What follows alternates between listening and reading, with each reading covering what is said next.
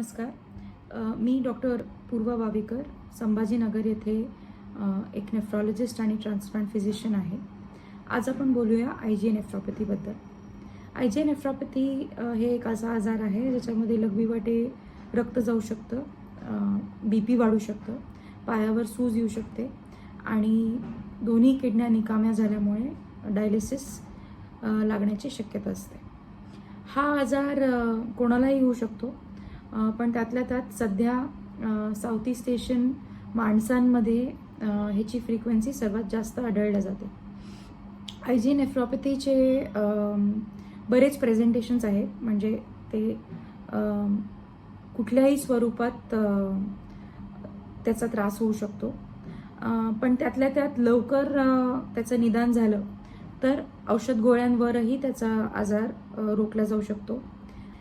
काही पेशंट्स असे असतात ज्यांना गोळ्या देऊन सुद्धा डायलिसिस लागू शकतो आणि ते कायमचं डायलिसिस लागत असल्यावर आपण त्यांना ट्रान्सप्लांटही सुचवतो.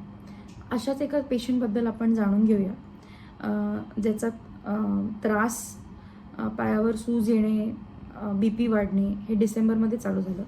क्रिएटिनिन त्याचं वाढत गेलं.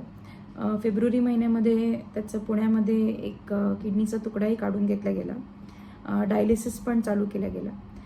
किडनीचा तुकडामध्ये अर्धवट निदान आल्यामुळे त्याला IgA नेफ्रॉपॅथीचं निदान लवकर झालं नाही. सेकंड ओपिनियनसाठी तो आपल्याकडे आला. त्याच्यामध्ये आपण त्याची परत बायोप्सी केली. बायोप्सीच्या अगोदर 1-2-3 वेळा डायलिसिसही करावे लागले आणि निदानानंतर आता त्याचं क्रिएटिनिन 4.5-5 पर्यंत आहे. आधी 3.5 ते 4 महिने त्याचं क्रिएटिनिन 9-10 असं असायचं. तर जाणून घेऊया त्याचं मनोगत. नमस्कार, माझं नाव महेश पुजारी. मी श्रीरामपूर येथे राहतो. दिनांक डिसेंबरमध्ये लास्ट वीकला मला थोडा किडनीचा त्रास व्हायला लागला लघवीमध्ये वगैरे. त्यावेळेस मी आमचे नगरला साहेब शिंदे हॉस्पिटलमध्ये ॲडमिट झालो होतो. तर डॉक्टरने त्यावेळेस तिथं मला डायलिसिस करायला लावले होते. हे 2-3 डायलिसिस केल्यानंतरही फरक पडला नाही. क्रिएटिन कमी होतंय, परत वाढतंय असं व्हायचं. पण मग काही फरक न पडल्यामुळं आम्ही पुण्याला गेलो. पुण्याला एक मोठ्या हॉस्पिटलमध्ये ॲडमिट झालो.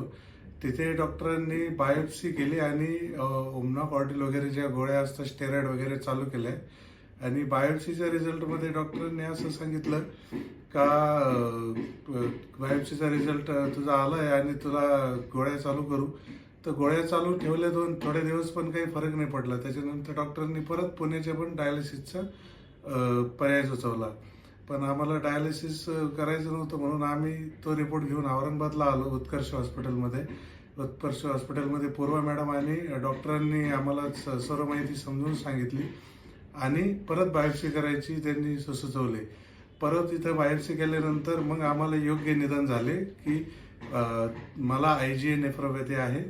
त्यामुळे ज्या योग्य गोळ्या आहेत त्या इथं आल्यानंतर मला चालू झाल्या, ज्या टॅबलेट्स योग्य भेटायला पाहिजे होते त्या. आणि त्यानंतर जे माझं क्रिएटिन 9-10 असायचं, नगरला असताना ते एक वेळेस 14 पर्यंत गेलं होतं, ते आता 4, 4.5-5 वर आहे.